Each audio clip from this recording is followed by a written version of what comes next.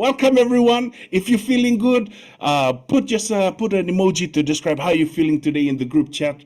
It's always good to see if you're feeling good. And if you're feeling bad, sending you all the positive vibes that we can. Welcome, welcome, welcome. And I think we will be beginning. Oh, Seth, I see some nice emojis there. Amazing, amazing, amazing. All right. I think we shall begin. What do you say, panelists? Awesome, awesome. Okay. Again, a warm greetings to everyone who has made our webinar today. Thank you so much. Just a little bit of housekeeping. First, welcome to our webinar. Our title: How to Deliver on the IMO's 2023 Strategy, Views on the Adoption of the Net Zero Framework. Again, thank you all so much. I'm gonna go a little bit of housekeeping rules for us. Please, all of our participants, please know that our event will be recorded. And second, please, all of our participants to please keep your mic on mute. There's a mute button right there in front of you. If you can keep yourself mute, we will let our participants themselves. Please, if you have questions for our panelists later on in our webinar, please type your questions or your comments on the chat.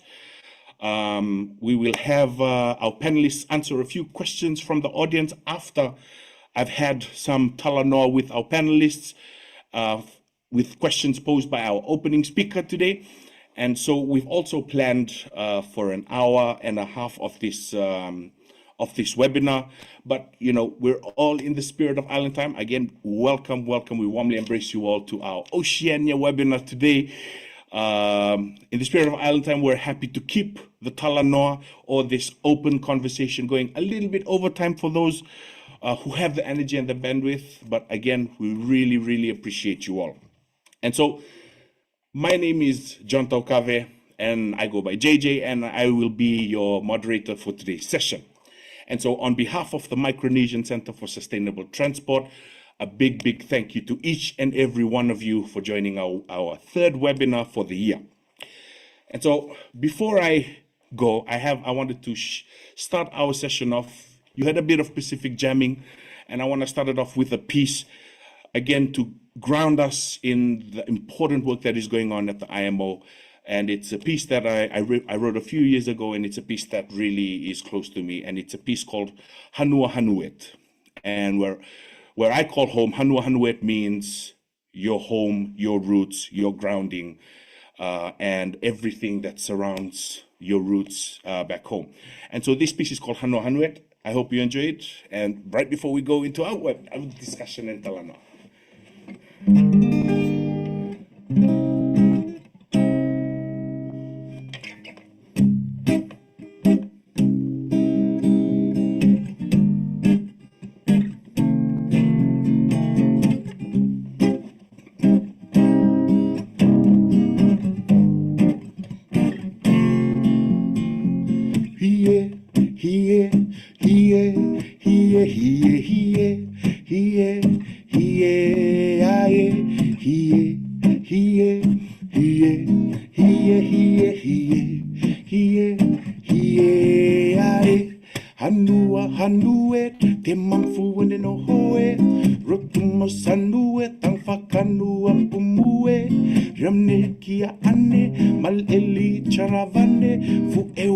Pacifica,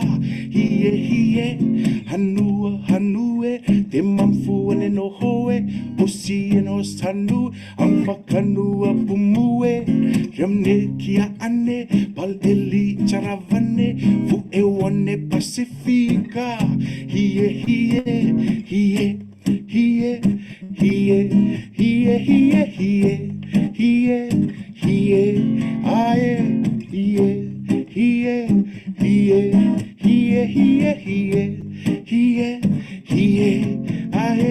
Defui folia titi, wapene isi, makvakanua, ele siriena, haniste is, ramnekia ane, Pacifica, hoya linga, hoya fokinga, hie,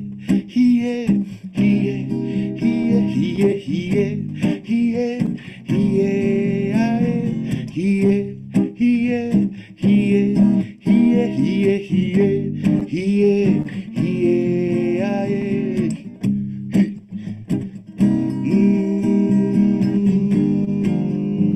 Here, aye. Thanks, guys. Oh, I'm looking at the chat. I see, oh, someone has put a trident on how they're feeling today. I wonder what the trident means, but sending you all the love, my brother Simon. Okay, guys, in our last webinar, we explored technologies that were available to support a transition for Pacific shipping.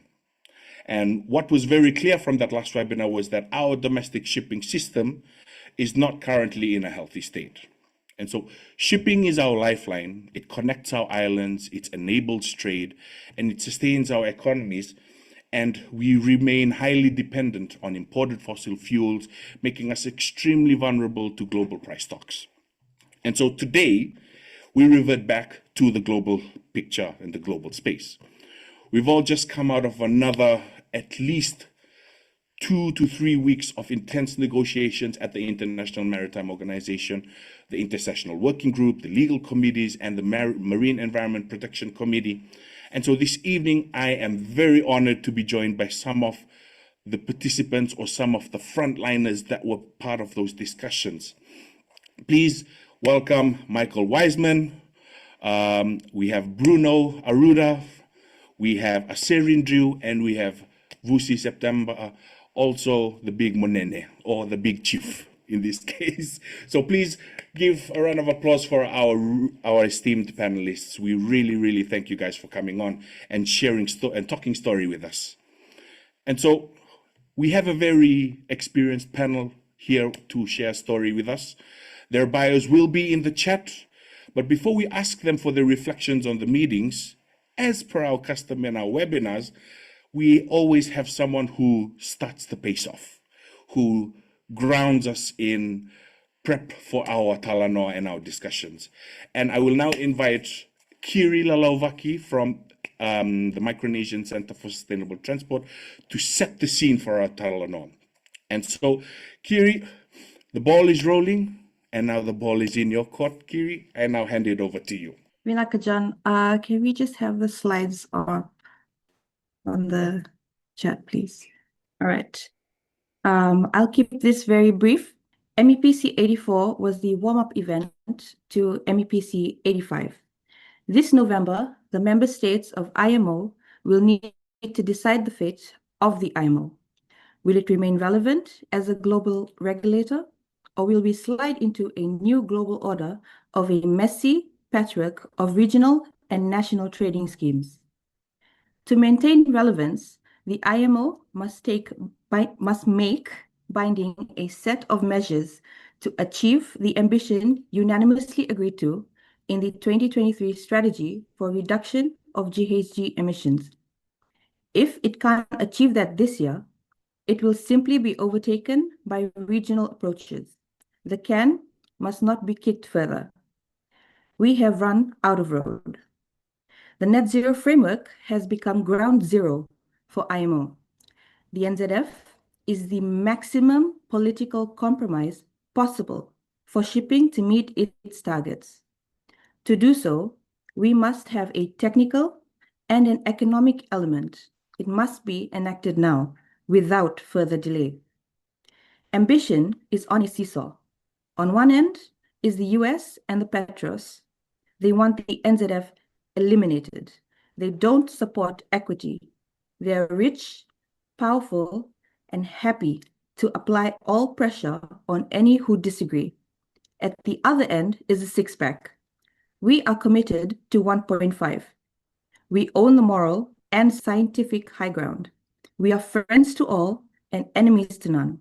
All we have is talanoa, ukuleles, and talanoa. In between is everyone else. Sometimes they are running to one end, sometimes to the other. But for the people of the ocean, we know that Mother Nature doesn't negotiate with anti-spreadsheet. Let's go to the scoreboard. MEPC 80, unanimous win. All members agreed to a just and equitable decarbonization by 2050-ish. This meeting of the committee marked a rare moment of unity at the IMO.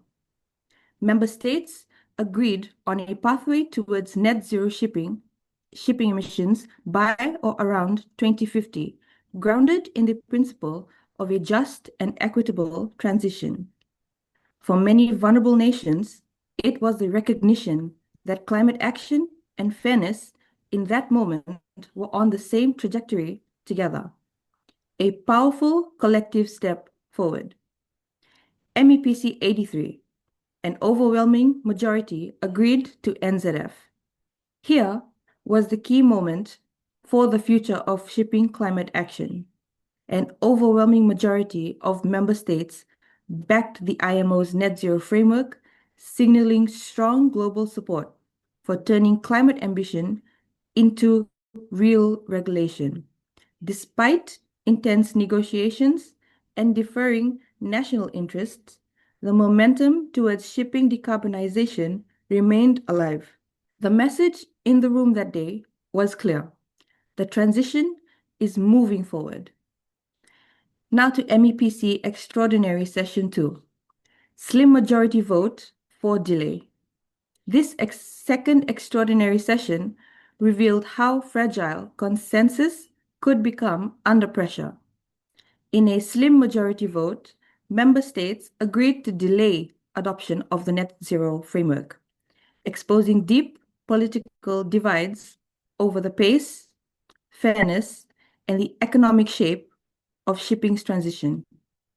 The ambition remained on the table, but the voyage toward agreement had entered rougher seas. Now to MEPC 84, a slim majority in favor of NZF.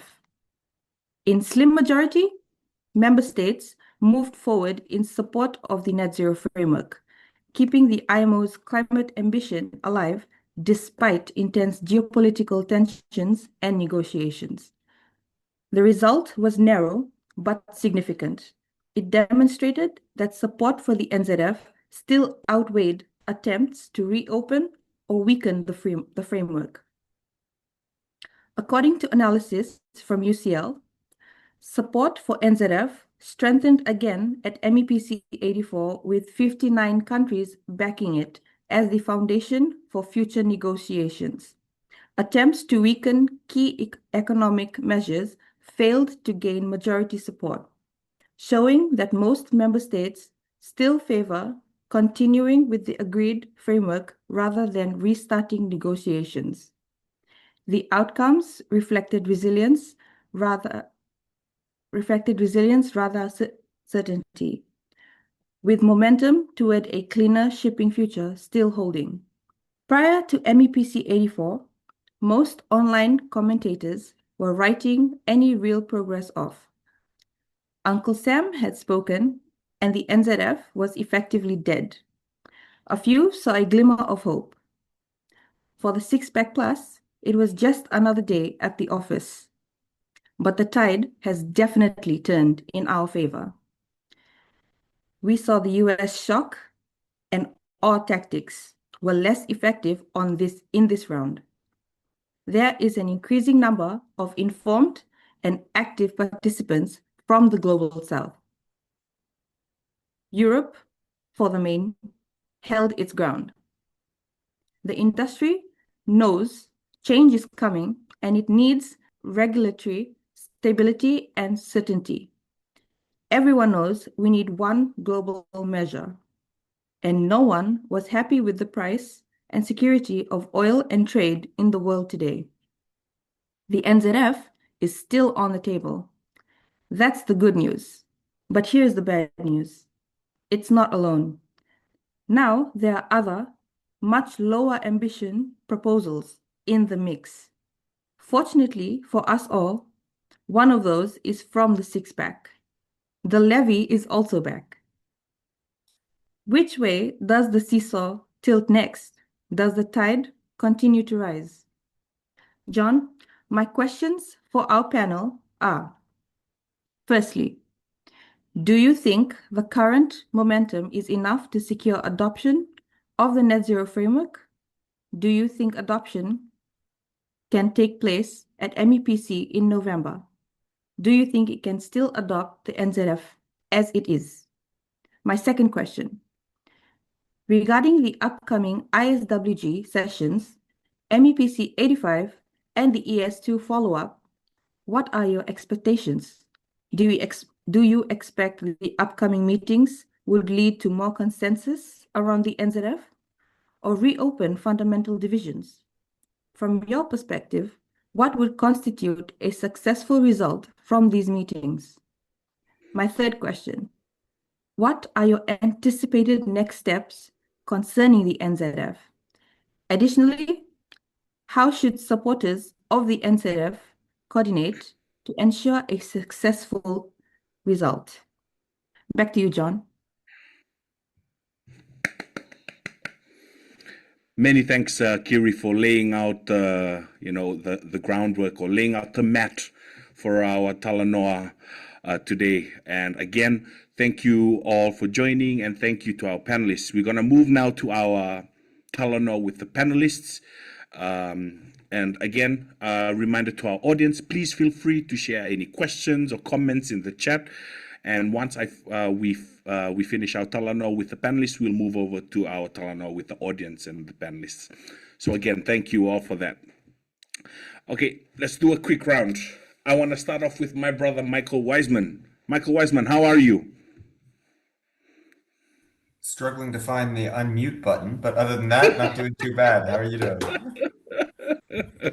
You're looking good there, brother. You're looking good. Hey, feeling good, feeling good. No, thank you. Relaxed after the great music. Thank you, Kyrie, for a great presentation as well. Lots to think about there. Awesome. And thank you for having me.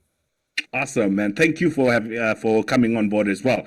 And as our ever gracious hosts, whenever we visit the IMO in London, you're one of the longest serving officers in this debate that we're having.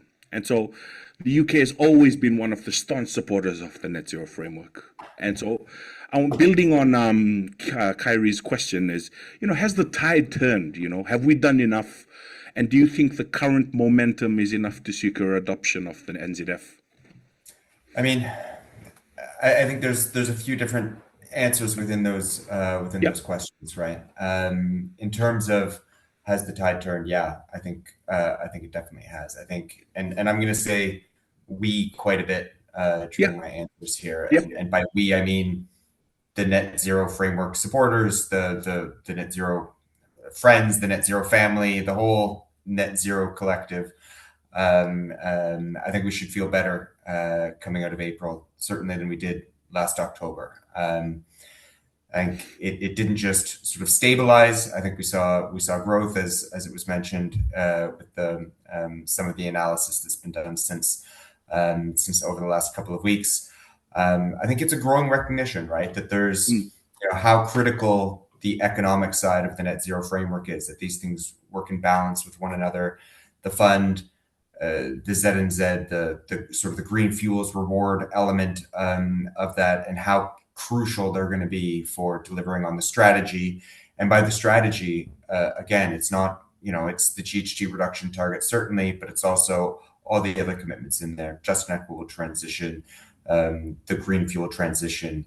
We need to be delivering on the entirety of it. And so I think we know for a fact, right, when SEM came to London last month, they came to take the net zero framework off the table. To ensure there wouldn't be a second extraordinary session, and that didn't happen. It's not for lack of trying, but I think we were prepared and harmonized, and not only with each other, but as Kyrie mentioned, right, like reaching out and growing the tent again.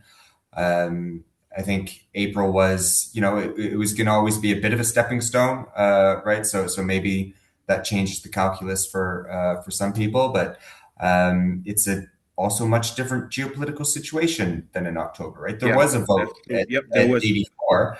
It just wasn't on greenhouse gases. So certainly we can feel good about April. I think the tide hasn't gone out Like some thought it was heading in October. It has started to rise again, but I mean, we know tides can be slippery, right? So we got to keep working on them. Absolutely. So have we done Yeah. enough? No, no, we haven't done enough yet. There's lots more to do, and I think, as rightly pointed out, right, the net zero framework itself for a long time and to this day for many wasn't necessarily enough either, right? It was the first step of much more that we would need to do in order to ensure that we're delivering on the strategy. So, and we know, for some, that means getting rid of the net zero framework as well. And those who left London in April thinking that their work isn't done either. So Yeah. there'll be some unfinished business, I think, for all of us.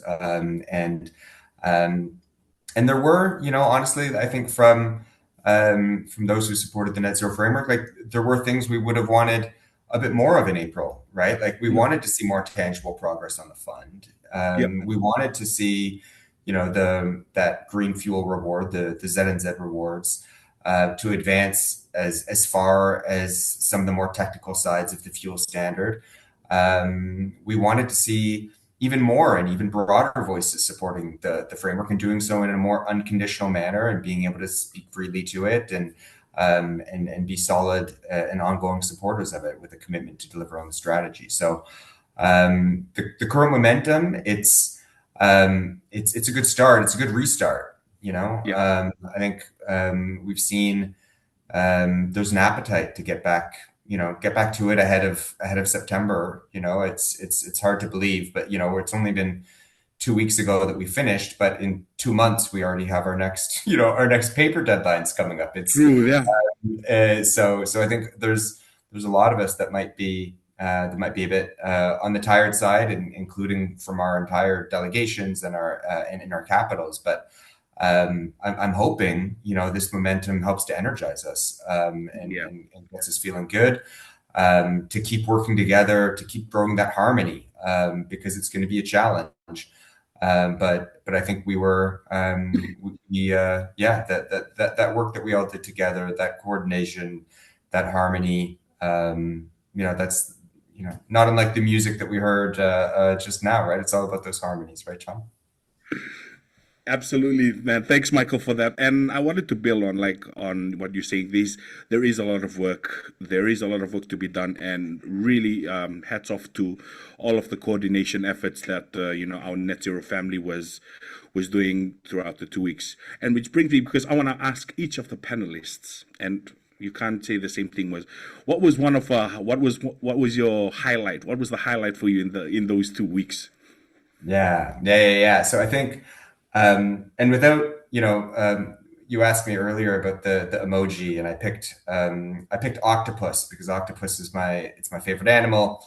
It's always Cool. good stuff. It's got tentacles all over the Yeah, place. yeah, It can escape in ink if it's in any kind of trouble as well. yeah. And I think there was just, it's all of that was going on, right? So it's we were late Thursday through to Friday of MEPC 84 and how the Net Zero friends and family sort of pull together to support each other on what can seem maybe to outsiders of like, it's just, the terms of reference, the agenda basically, and the schedule for the autumn. It can sound a bit like a technicality, but there's so much devil in that detail, right? To make sure that, the net zero framework's on the table, that its status as the deal that's ready to be adopted is kept, that the second extraordinary is still in calendars. Like, to have so many of us from around the world coming together and talking about plan A, plan B, getting our tones and our orders and taking the floor, sometimes to defend the chair, sometimes not to defend the chair. Lots of moving parts, lots moving quickly, but we seem to be feeling it. There was a bit of a dance, there was a bit of that harmony, that same feeling of getting the orchestra together. If I don't push the metaphor too far, so I think for me that was it. It was everyone playing their roles, playing their parts, and I wanted to thank everyone because there's a lot of people on this call who we wouldn't have been able to do it without, not least obviously the other panelists as well. Awesome, man. Really, really appreciate it. Thanks, Michael. I'm gonna head it over to my friend, my close friend, my Vamos Fugir brother, Bruno. How are you? I'm well, man. How are you, John? Good, good, good, good. Not too tired from the last meetings? Not Still, anymore, not anymore. I just okay. regret that we have to do this webinar and can't just stay, listen to you sing and play for us all night. But it is Wow, what it so is, right? so diplomatic of you, brother Bruno. Thanks, man. So, brother, just I wanted to, just have a talalo with you a little bit. Brazil has always been one of the most vocal, in support of the net zero framework, including an economic element. And so, for you, how do you see the current landscape going? Yeah, no, let's tell no way. Okay, so Yeah, you're right. We've always been quite vocal in support of yeah, the net zero framework because you see, for us, it's the result of this long run of negotiations that we've undertaken in good faith, right? So this yes, is what the net zero framework represents.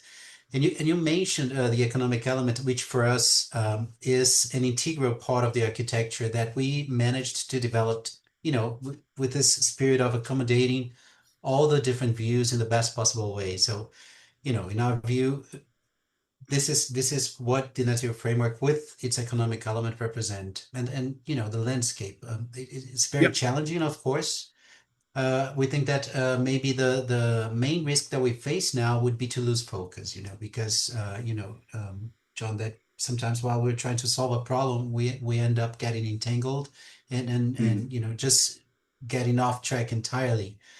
And in this case, for example, while trying to address the problems of diplomatic pressure applied by some countries or the concerns expressed by others, we could end up losing the possibility of delivering the 2023 strategy, yeah, and we think that that's a risk. And the strategy, by the way, I think still enjoys a lot of support. And I think that we saw that in MEPC 84. If not, it's possibly unanimous still. I don't know, but that would be my guess. If not yeah, unanimous, at least very, very close to that. So, again, you refer to the economic element, which was mhm, perhaps, the main target of the alternative proposals and the discussions. And I think you all know here that back in the negotiations, Brazil did have a concern that the economic element, if not properly calibrated, could produce an impact which would be worse than the problem itself. It would be one of those yeah, cases in which the dose of the medicine could end up being fatal. But now we're past that. I think that we found a possible balance. And what is this balance about? That's the focus I think that we need to have. What is the economic element? yeah, So instead of, we should not frame it, and I think it goes for all of us who are, and I understand that we mainly have supporters of the net zero framework in this webinar today, which is perhaps something that you guys would consider including more, let's say, detractors and opponents. I think it's very good to hear the different views, yeah, that for next time. But I yes, think I think we all agree in this panel that it's not just about collecting revenue, right? The I think we have to frame it as it is. The economic element is much more. It is a policy driver because even before any revenue collection, it will set a market signal which will influence the investors' decisions. yep, You know, by itself and before any reward, it already narrows the cost gaps, of the alternative fuels just by increasing the cost of excess emissions. So that's a policy driver. Secondly, I yeah, think it allows for flexibility. It's the answer for the question, what happens if my ship cannot comply, right?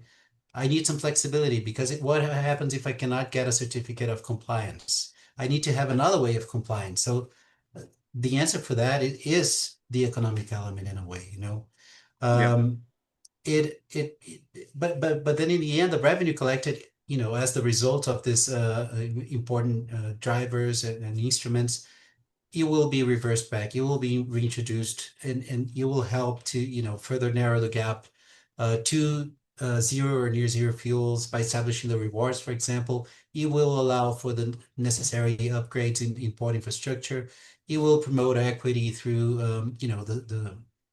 the focused investments, and adaptation to climate change in sector, as we have decided in April of last year, of course.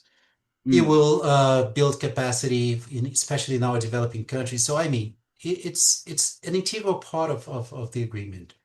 Yeah. So altogether, I really hope that we will manage to manage this challenging landscape, to find the ways to address these concerns, and to bring us all as many of us as possible, at least around the measures that will take us back to the 2023 strategy. At least that's my expectations. Yeah, many thanks, Bruno. And so do you expect that, like, in the upcoming meetings ahead, do you think there is space for more consensus around the NZF, or do you think there will be space, there would come scenarios where the reopening of fundamental divisions will take place? And finally, for you, what would you constitute as a successful result for these upcoming meetings? What do you anticipate then? Okay, these are it's being recorded, right? No, but no, good questions. But look, I think that first of all, I think that we must not get stuck in this dichotomy, this us versus them type of Yes. Perception. I don't think that's the case at all. We were talking about an international regulation that's supposed to be global, right? Right. And in our experience, we know that international regulations, when they're built under multilateral organizations, they do require a level of adherence, of general acceptance. Otherwise they just won't fly.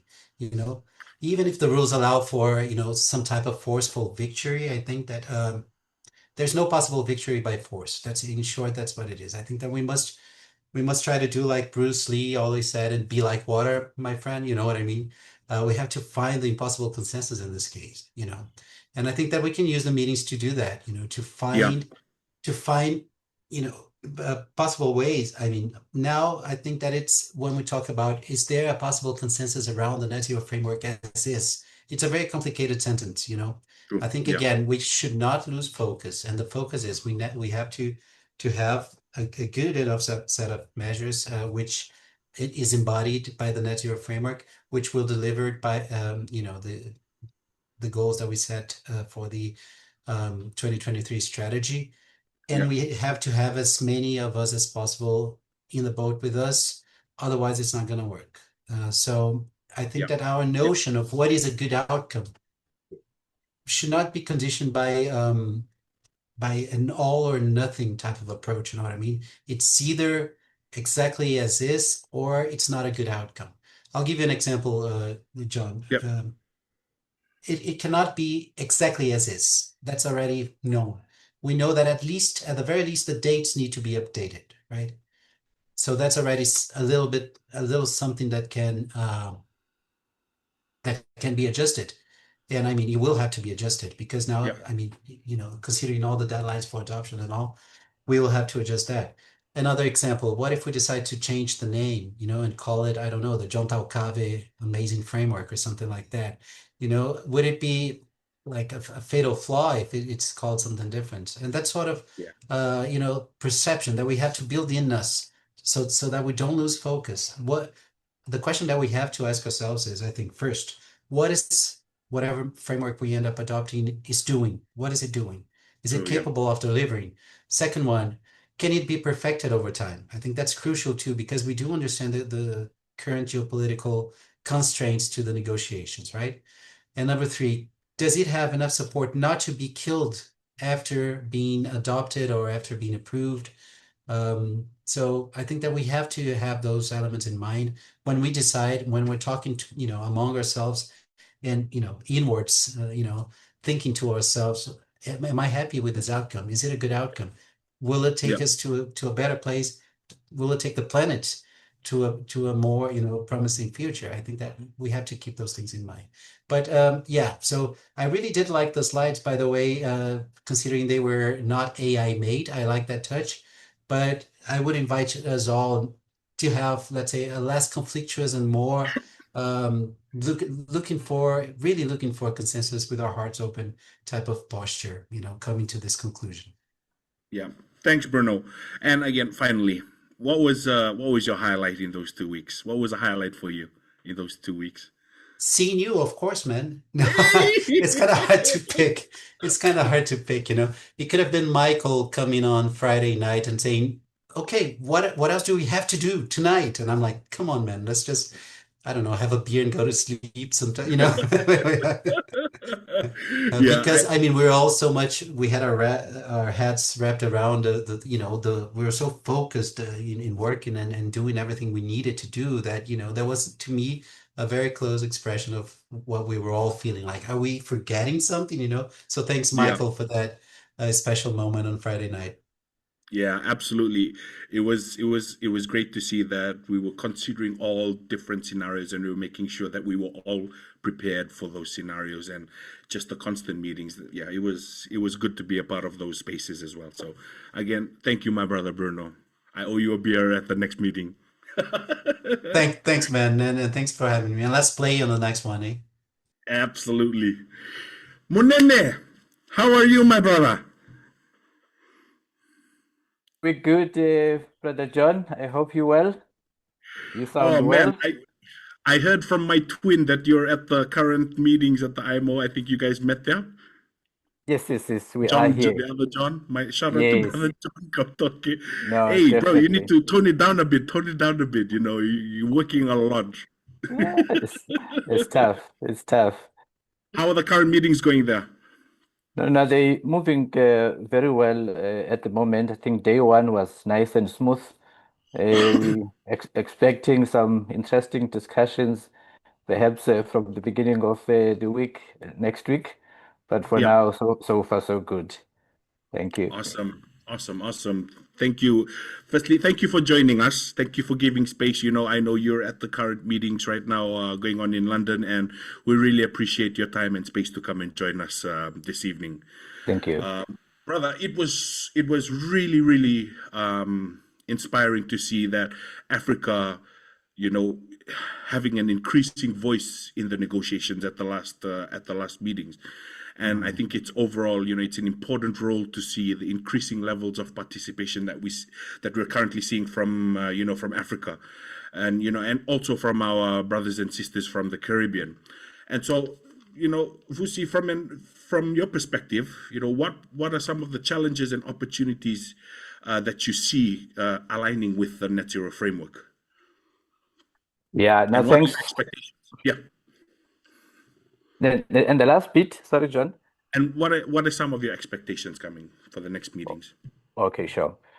Now, maybe just as a opening remark from my side, Yeah. just to put a disclaimer and just say to the audience and the fellow panelists, I'm obviously not an authorized spokesperson for the African region, and so my contribution tonight is purely a reflection of my own observations and understanding of the developments in plenary and in the working groups.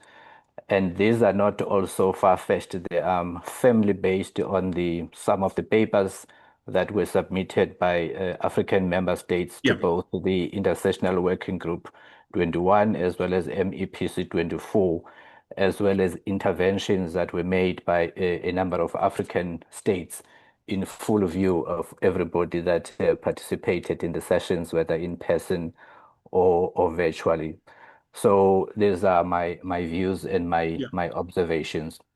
And obviously the starting point from my side, it is also just to again go back to the base and repeat some of the things that have already been said from our sister Kyrie, and just say that everything that is happening currently, whether in full view of everybody in plenary or in the background, we are negotiating on a solid base.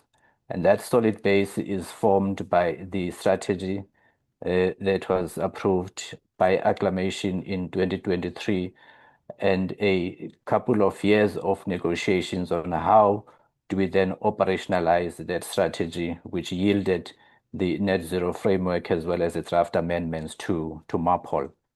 And my sister also did say that the MEPC 83 did approve MAPOL Annex 6 draft amendments.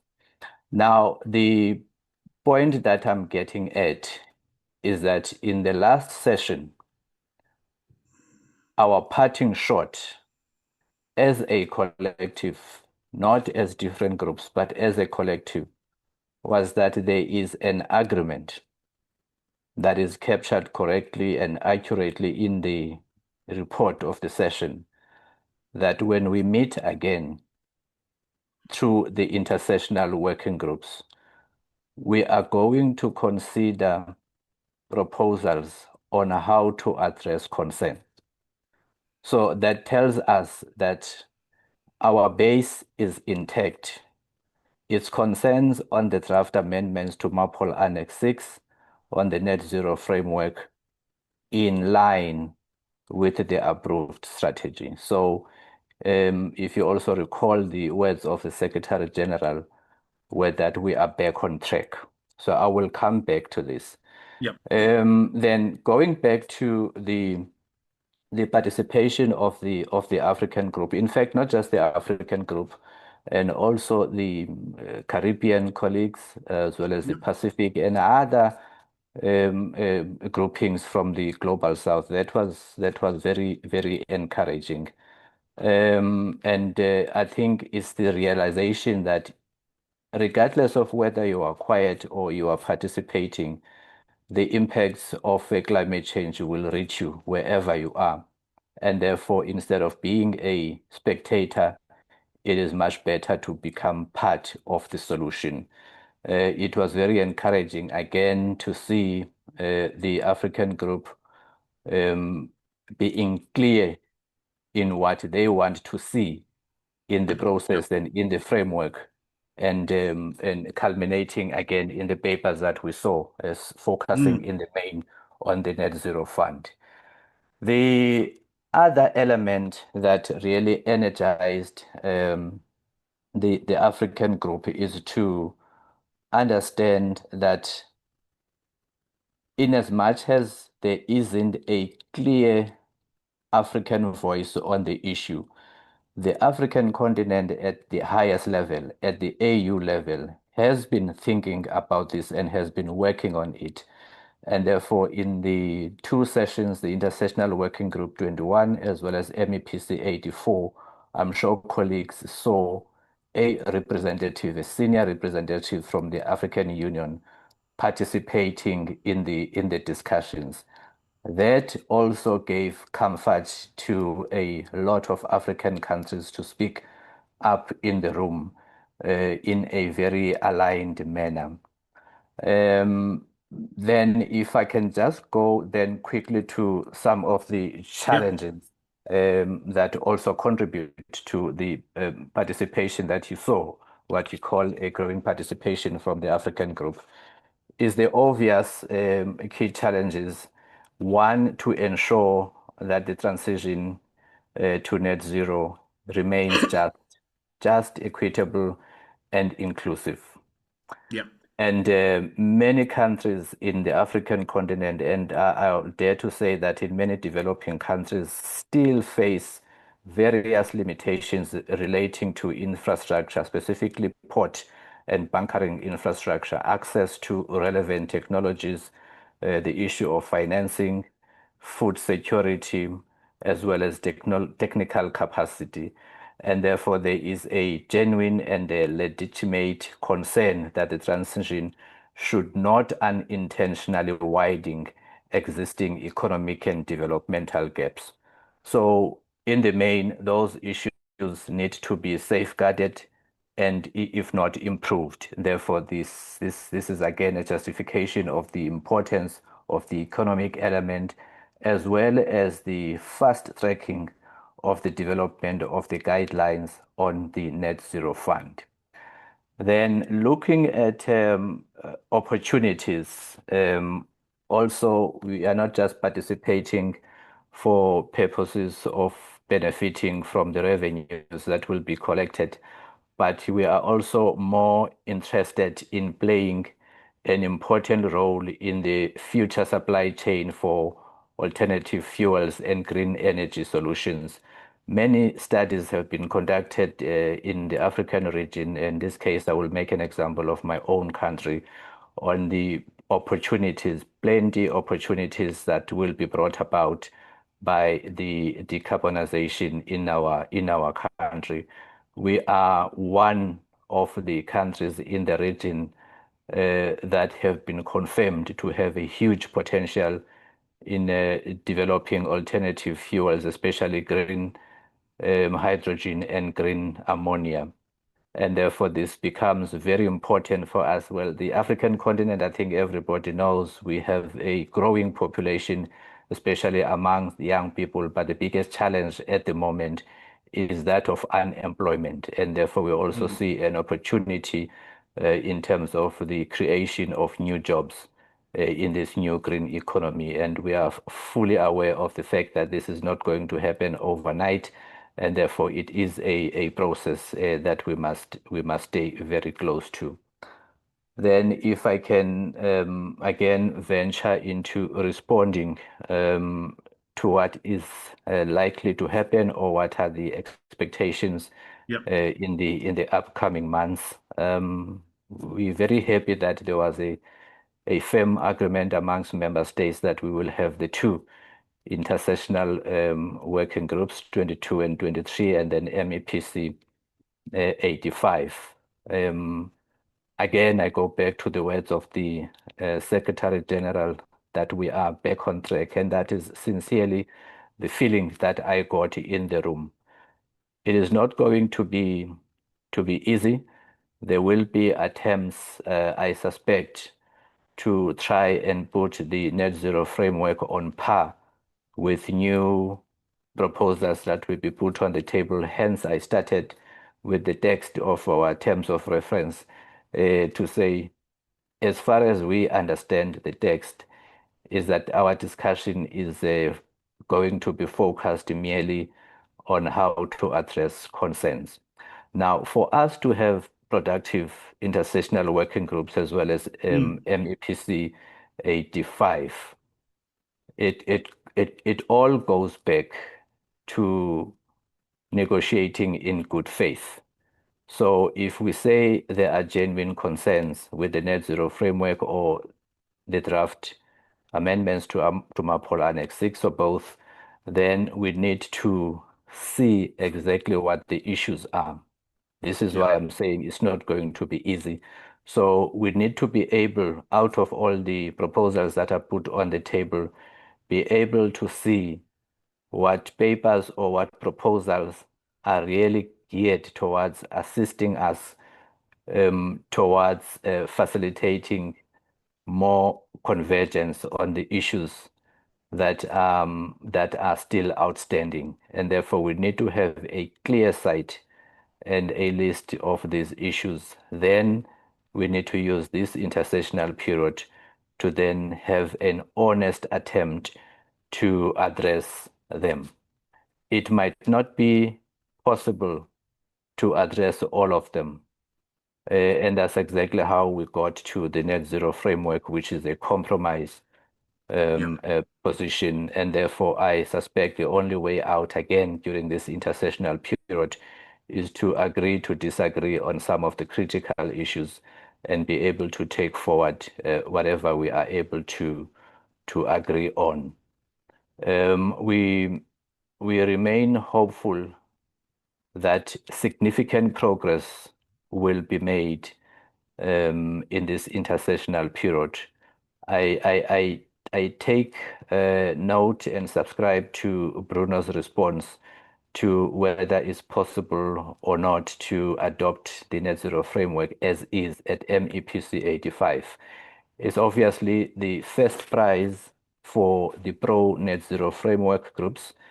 But the reality is also that if we negotiate in good faith, we should be able to accommodate reasonable proposals that help us edge closer to consensus. So it might not be the net zero framework as is, but with some adjustments that help us make sure that at least even those that do not accept it in its current form are able to identify with it if they see some of their proposals accommodate in it. But as I said earlier on, everything in alignment with the strategy. It will never help us to reopen the discussion on the strategy, nor on the net zero framework itself.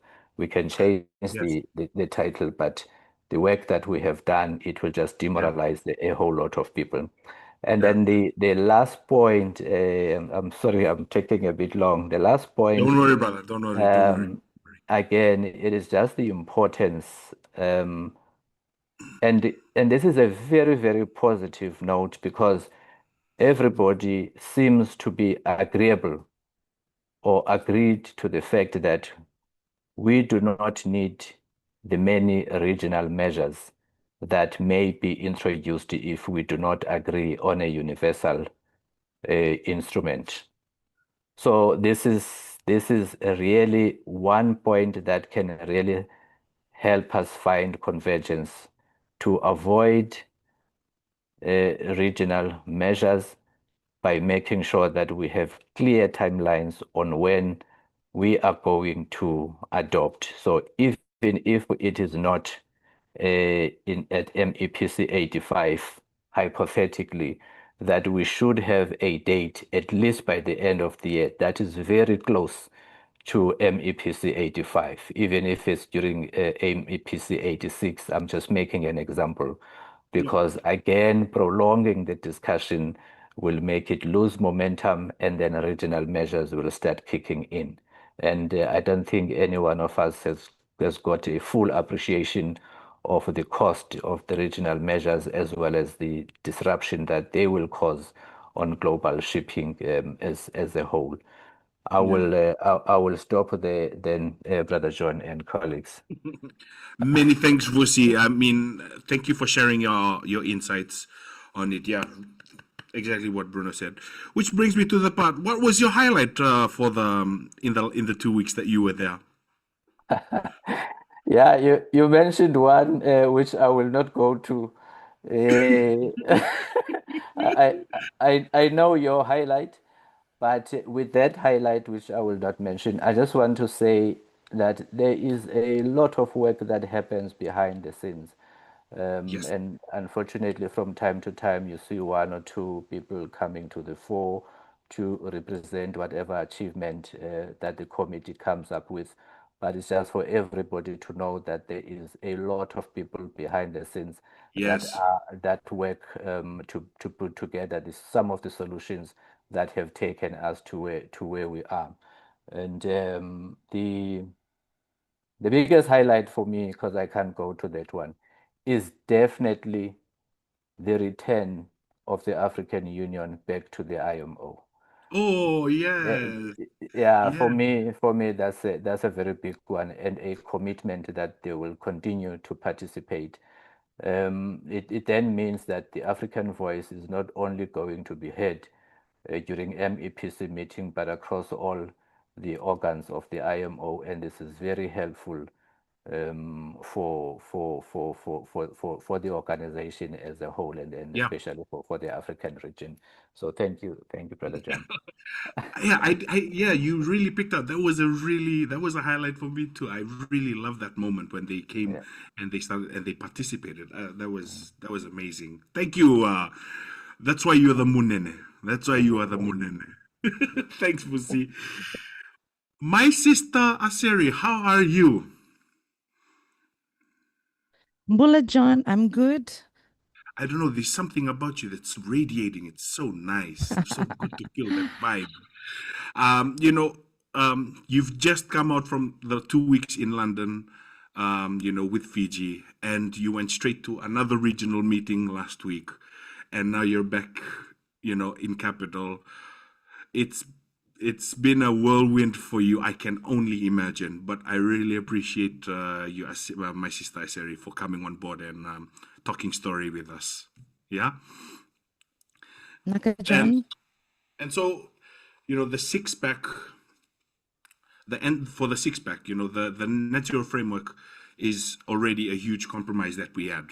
And so from the Pacific, what have been some of the key priorities, from your perspective for the region and in the coming weeks and the months and in the coming weeks and months? And the net zero framework is also being joined by other proposals, and can any of these other proposals get us anywhere near the targets of the 2023 strategy, Aseri? Vinaka John. Yeah. Yes, it has indeed been a whirlwind for me. It's been tiring, but thankful to God that it's been giving me the strength to continue doing what I'm passionate about. For Fiji, Fiji comes to this discussion not only as a small islands developing state, but as a country with a long and consistent history of leadership in climate action. John, from presiding over COP23, Yep. Fiji has always sought to bring a spirit of inclusiveness, transparency, and collective responsibility into climate negotiations for the Pacific, especially. Our approach has always been rooted in one simple belief that global solutions must work for everyone, as Bruno had alluded to earlier, especially the most vulnerable. It is in that same spirit that we engage in these discussions on the net zero framework. The six PEC countries, together with our net zero, our NZ family, we represent a significant compromise. I mean, for the six PEC for the Pacific countries. For us, our priority remains clear. Any outcome must deliver on the ambition and the implementation targets, as alluded to earlier by our previous speakers, that's agreed under the 2023 IMO GHG strategy. From Fiji's perspective, we still see a pathway for the net zero framework to be adopted this year. We will continue to do everything within our capacity to ensure that the framework is adopted largely as it stands, with only necessary editorial refinements, I believe. However, we must also be realistic. As we approach ISWG GHG 22, there will likely be strong pressure to reopen the framework for substantial amendments. And that is why the role of, I believe, the Net Zero Family Group is absolutely critical.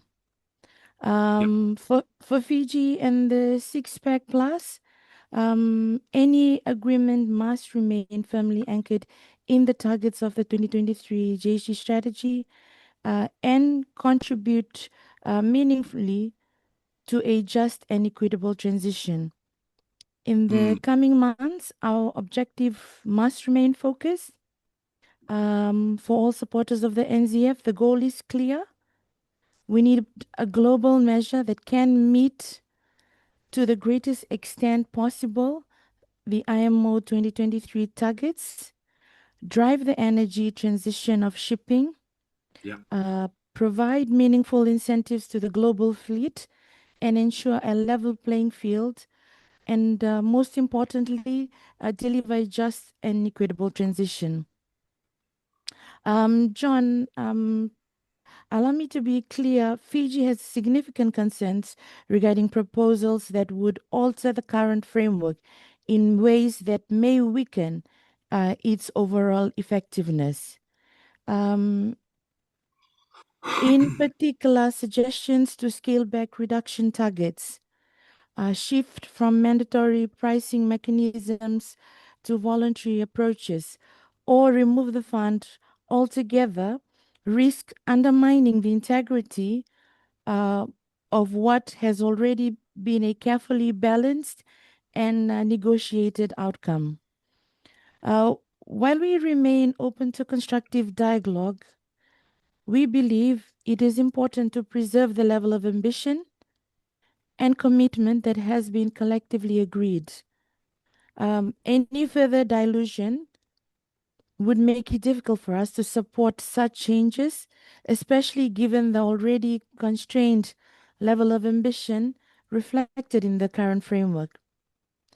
For me personally, John, when I represent Fiji in these negotiations, my priority is clear to ensure that the basket of measures under the NZF includes both strong technical and economic elements working together to support a just and equitable transition.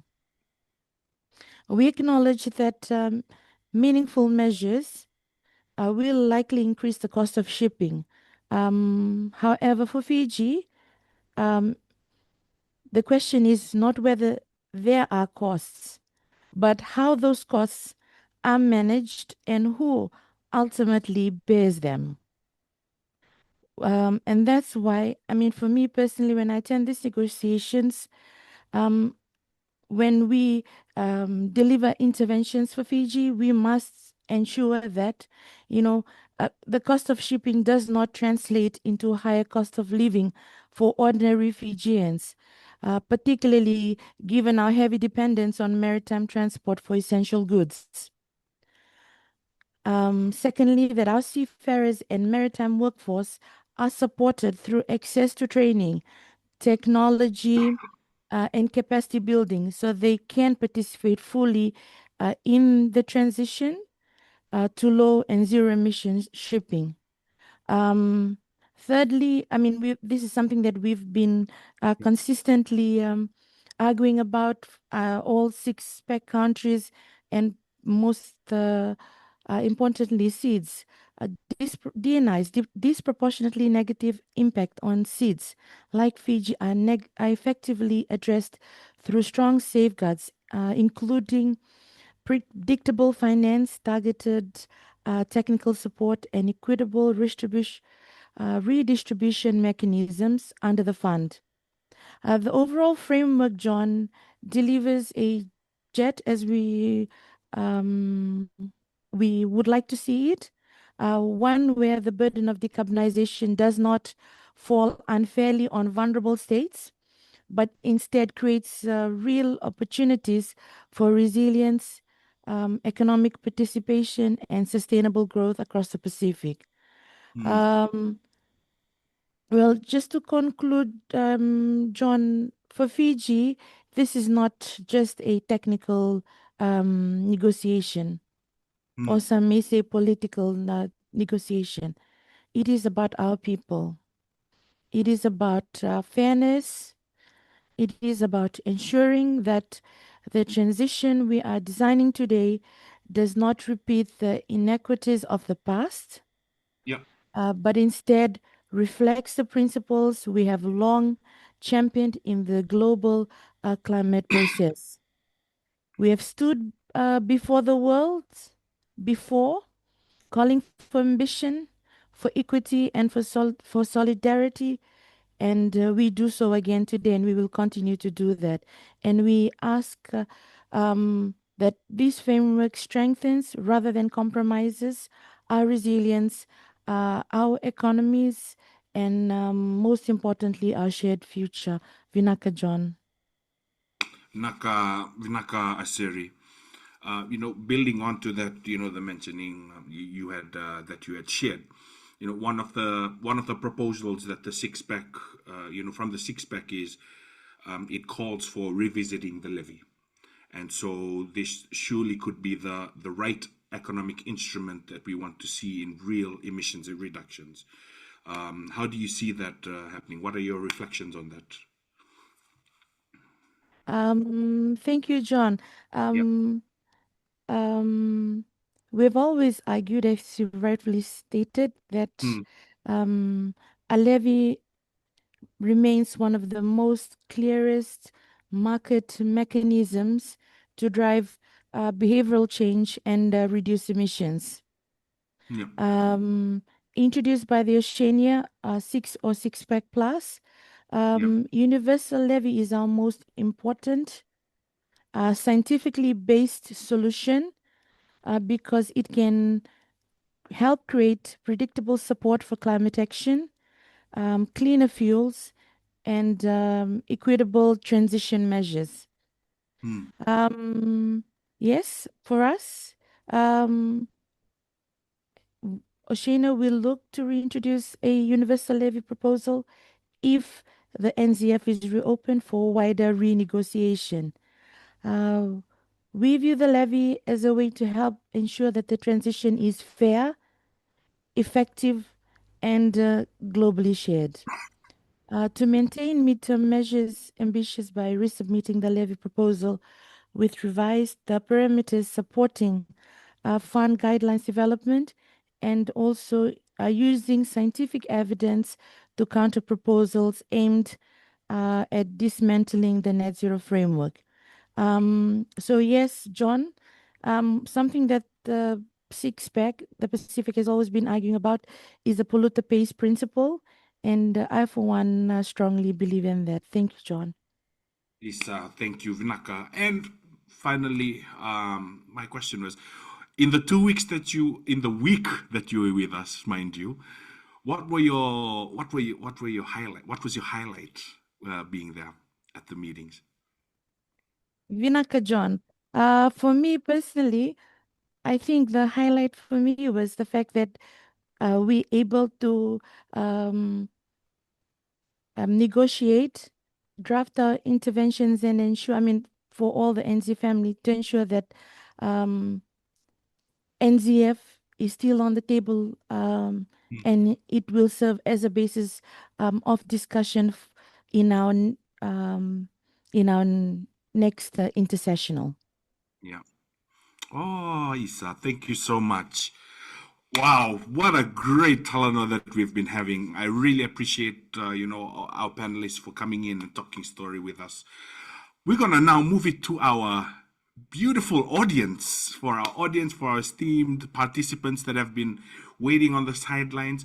Please do share in the chat on, if you have any questions for our panelists.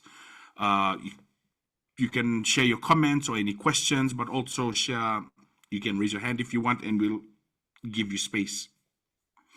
Do we have any comments or questions from our audience?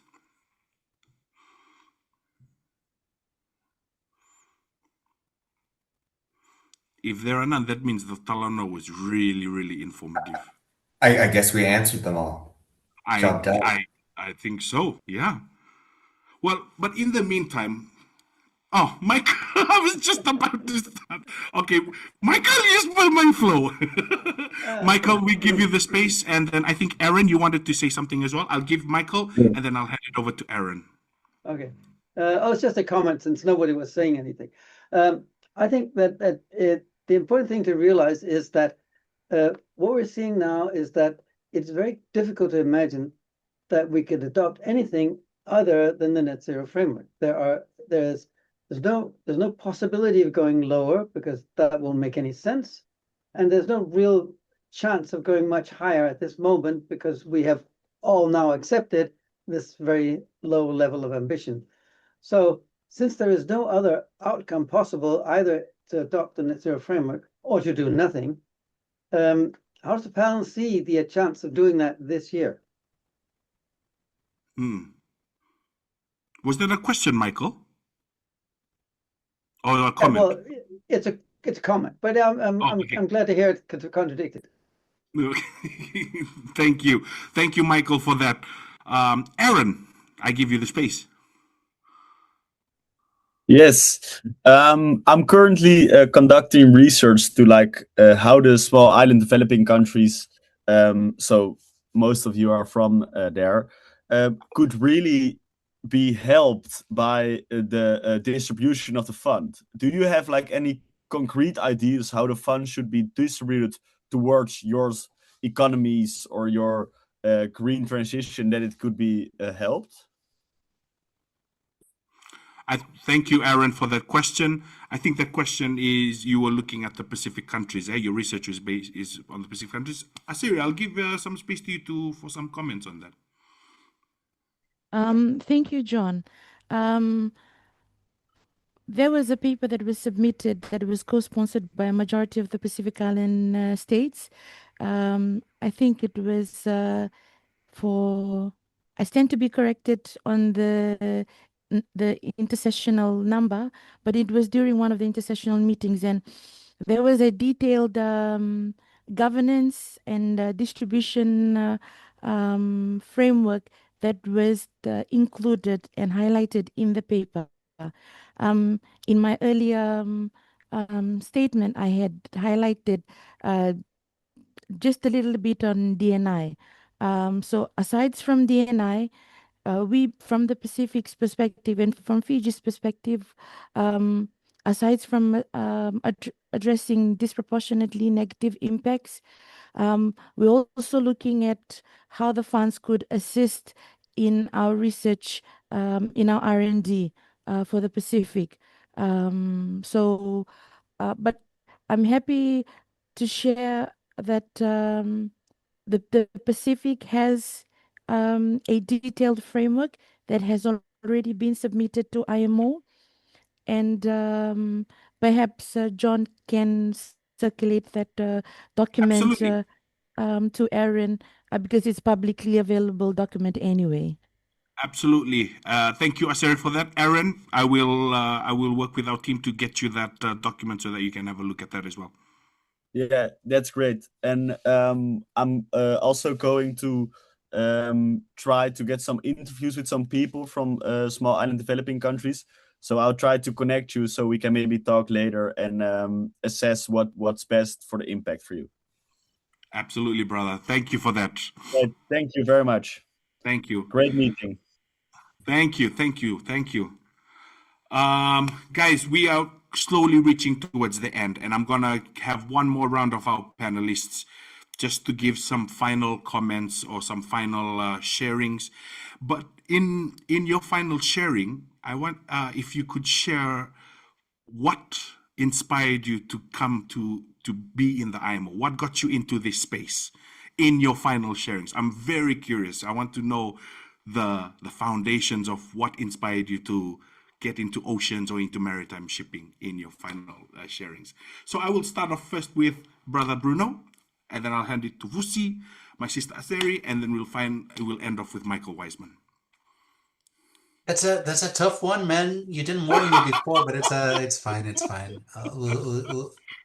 We'll figure it out. But as you know, I'm working with climate change more in general and not Yeah. just oceans, right? So Yeah. climate change.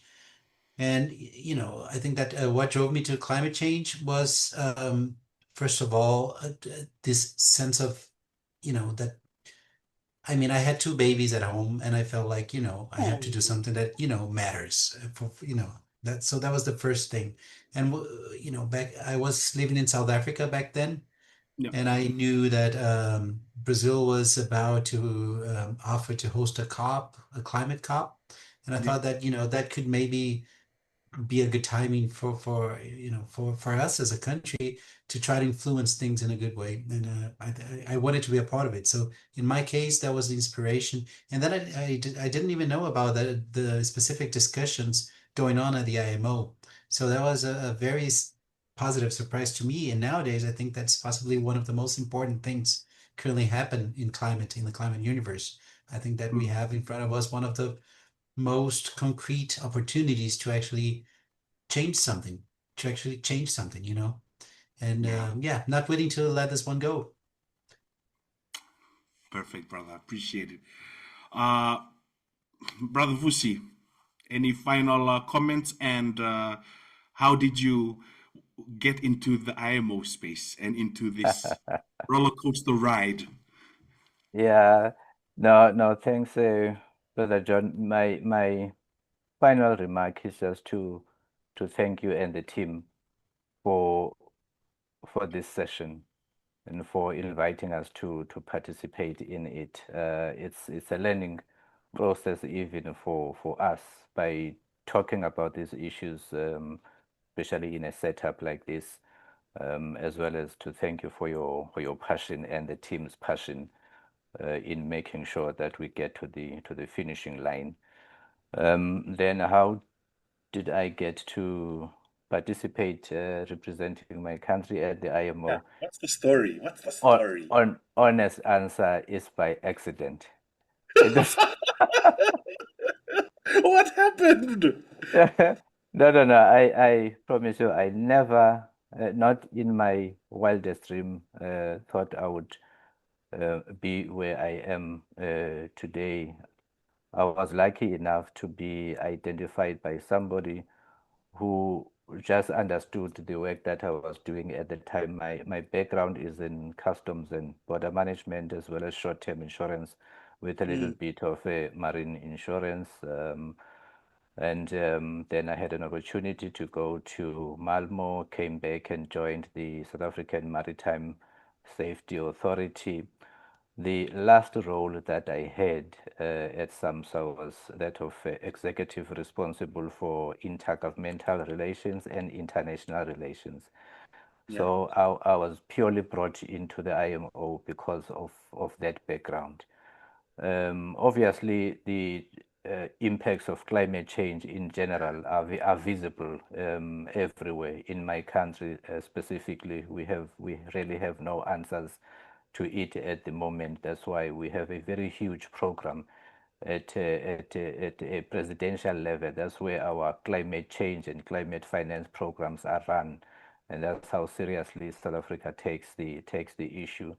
Yeah. Then the discussions obviously around the net zero framework, then I found them at the IMO and through reading reports that were coming from the IMO and from the colleagues that were participating in these negotiations over a period of time. So I took a very keen interest in understanding. So it takes a lot of reading, a lot of listening to colleagues who have the know-how, and also just being part of a bigger group that is sort of like-minded in the issues.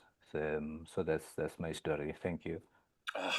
And that's why, again, I can't emphasize you're a big chief, man. Thank you very much for sharing, Vusi. Okay. My sister Aseri, any final comments and a little bit of talk story on how you got into the IMO work? Vinaka John. For me personally, I mean, I've spent more than 14 years working in the transport sector, particularly in the transport policy space. And I guess for me, what inspired me the most is the having to do something that I know will positively impact the lives of my people, the lives of ordinary Fijian people. And for me personally, John, that is exactly what keeps me going. Wow, thank you so much, Vinakavakalevu Aseri. And to round us off, Brother Michael, any final comments and just a little story on how you got into the IMO, and which might, if you're feeling creative enough. No poetry for me this time, I'm afraid. But I think to me, the more interesting sometimes reflection that I have is that not how I began with the IMO, but the fact that I'm still here, because every time, there's a couple of times each round where I'm like, that's it, I'm done, I can't do this anymore. But it just keeps on bringing me back. It's like for a lot of the responses so far, it's being drawn to civil service, to leave the world a better place than when you found it. Originally, I'm from Canada. I worked in the Canadian civil service with a regulatory background, and joined the British civil service just before COP26 in Glasgow, and obviously in the UK. Especially since then, there's been a real focus in trying to maintain that high ambition space and work as broadly as we can with everyone across there, and also arrive at a consensus that we can all go forward with. And so that's definitely the motivating factor is how can we put something together that has a legacy that leaves things in a better place.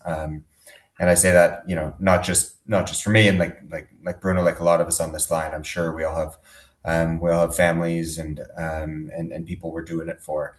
And these rounds take a lot out of us, right? They take a lot of us personally, a lot of people away from their families for weeks at a time. I'm based in London, so I can only imagine how difficult it is for others who are much further away. So always just constantly in awe of all the delegates coming in from all over the world and giving so much in their second, third, fourth, fifth language, and absolutely running circles around me, that's for sure.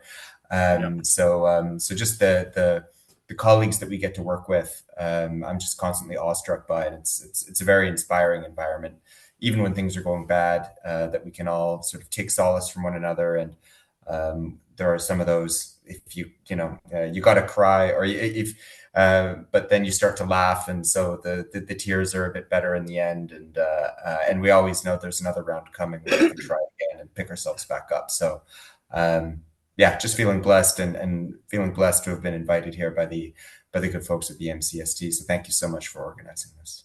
Absolutely. And guys, I think I really, really have to thank you guys for all the amazing work that you guys have been doing. It's inspiring me as well, just seeing you guys, behind the mics. And also, I've always tried to, people hear a lot about what the work at the IMO, or sometimes not enough about the important and critical work that's happening at the IMO. And what I wanted is for us to have a talk story about what's happening, to let our audience know, but also to put faces to the recognition of the work. And I know that's not enough. I know that, with Aseri, Bruno, Vusi, and Michael, you may be the faces at the moment, but like what you all have shared, there is a whole team behind the scenes that is working. And I wanted to give recognition of all of you guys and your team's work that, that are currently always working behind the scenes, making sure that we have meetings, making sure that we're always up to date at what's going on, how is everyone doing, what's your positions. And I wanted to put recognition on that for you and your teams, and for the work at the IMO that we're doing. And with that, I just wanted to leave us with this thought is, in a time of uncertainty, for me, there's a question that remains, that always lingers, and I always reflect on it, is with what we're doing now, how do we turn this global ambition into collective action grounded in trust, cooperation, and shared responsibility, but I feel most importantly, as a legacy for our future leaders, for our future negotiators that will be coming through the halls, for the seafarers, and again, like Bruno said, for our families, for our children. And I wanted to leave you guys and our audience and all of you who are going to be listening with that thought is, what kind of legacy would you like to leave, especially in the maritime space with climate ambition? So with that, I wanted to end us off with a song from the Marshall Islands, and it was a song that was inspired, that I learned from the Special Envoy for Decarbonization for the Marshall Islands album. And it's a song about Thanksgiving, a song about thanking everyone for all the work that they've done up to this point, but for the continuous work. And again, leaving that legacy for the next generation. And so I hope you guys enjoyed. It's called Komol Tata, which means thank you in Marshallese. Special dedication to our panelists and to all of our participants there. Ooh. Eworta imeron pa yalabim emman la agazen na meron impa komol tata kom kanu chemol king George kenami worenjo which was George was Eworta imeron pa elabim emman la agazen now meron impa komol tata kom kanu chemo can George can Nami Woden Joe which was Joe which was Iemina de Kabatabulina Limo imi kalimo moko ye Kiwo mi woli itia tia Komganu jemoluot ta ta ta ta ta. Many thanks, ladies and gentlemen. Thank you so much for joining our webinar. Please do stay in touch on the Micronesian Center for Sustainable Transport on our socials, on LinkedIn and on Facebook and on YouTube as well for more updates on the upcoming work that we're going to be posting. Again, thank you so much, Michael. Thank you, Bruno. Thank you, Vusi. Thank you, Aseri, for your time and space. I really much appreciate it. And in the next coming sessions, I'll be holding space, one bowl of cover for each of you. So again, thank you so much. Please, love to your teams, love to your families. Thank you for staying up. I know, Michael, you know, it's a bit late and I really appreciate it. I know, Vusi, you have those meetings and all. Thank you. I know, Bruno, you got your kids. I know you have to go and help them with dinner. Thank you. I know you got more meetings, Aseri. So thank you very much for your time. I wish you guys all the best. Have a blessed week. And yeah. Jet now, jet tomorrow, and jet for the future. Chee-hoo! Thanks, guys. Thanks so much, John. Thanks, everybody. Thank you. Thanks, Thank you, guys. Michael. Good night, Thank you, everyone. Vusi. Bye-bye. Thank you, Thanks, Bruno. Bruno. Thanks, Michael. Thank you, Monene. Thank you, my sister. Bye.